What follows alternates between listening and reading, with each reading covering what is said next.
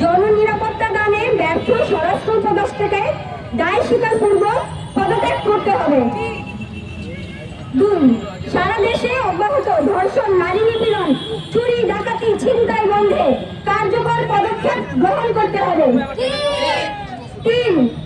অবিলম্বে পাহাড়, সমতল সহ সারা দেশে ঘটে যাওয়া ধর্ষণ ও নিপীড়নের সকল ঘটনার বিচার নিশ্চিত করতে হবে।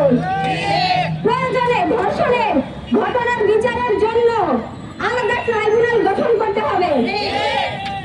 4. সংশ্লিষ্ট অংশীদারের মতামতের ভিত্তিতে ধর্ষণ, নারী নিপীড়ন প্রতিরোধের আইনসমূহে প্রয়োজনীয় যৌক্তিক সংযোজন, বিয়োজন ও সংশোধন করতে হবে।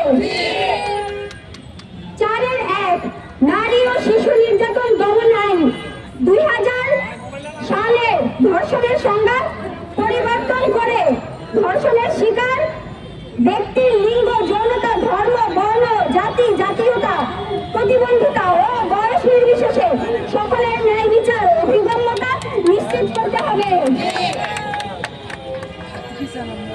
অপরাধী বা ভুক্তভোগীর জেন্ডার নির্বিশেষে সকল ধরনের পেনিট্রেশনকে ধর্ষণের অন্তর্ভুক্ত করতে হবে।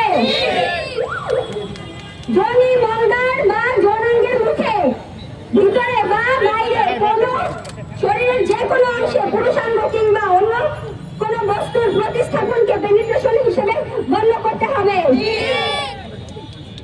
ধর্ষণের ক্ষেত্রে প্রয়োজনীয় সাজা প্রদান নির্দেশিকা প্রণয়ন করা, যা অভিযুক্ত এবং ভুক্তভোগী শারীরিক, মানসিক অবস্থা এবং সম্ভাব্য পরিস্থিতি বিবেচনা করে শাস্তির আনুপাতিকতা নিশ্চিত করতে হবে। 4-3 ধর্ষকের সাথে ভুক্তভোগীর বিয়ে রাষ্ট্রীয়ভাবে অবৈধ ঘোষণা করতে হবে।